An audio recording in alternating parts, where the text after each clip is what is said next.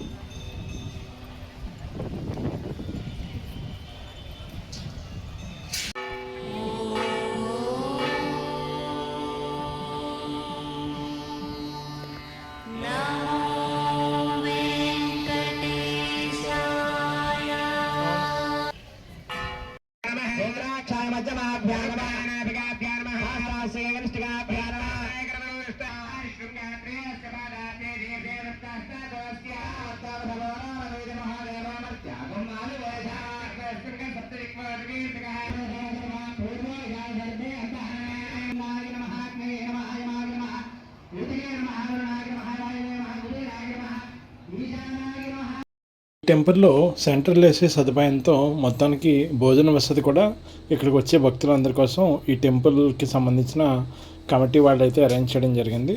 So భోజనానికి సంబంధించిన video కూడా నేను ఇక్కడ భోజనశాలకు వెళ్ళి మొత్తానికి వీడియో అయితే క్యాప్చర్ చేసి మీ అందరికీ చూపిస్తున్నాను.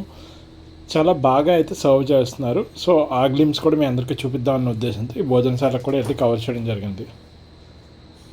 సో ఇక్కడ ఒక ఏసీ బస్సు సౌకర్యం కూడా ఈ టెంపుల్కి సంబంధించిన వాళ్ళు సో చుట్టుపక్కల గ్రామాల నుంచి అరేంజ్ చేయడం జరిగింది. సో వీడియో నచ్చితే లైక్ చేయండి, షేర్ చేయండి, అలాగే సబ్స్క్రైబ్ చేసుకోవడం మాత్రం మర్చిపోకండి. సబ్స్క్రైబ్ చేసుకుంటే ఇంకా మంచి వీడియోస్ నేను చేయగలుగుతాను. Thanks for watching.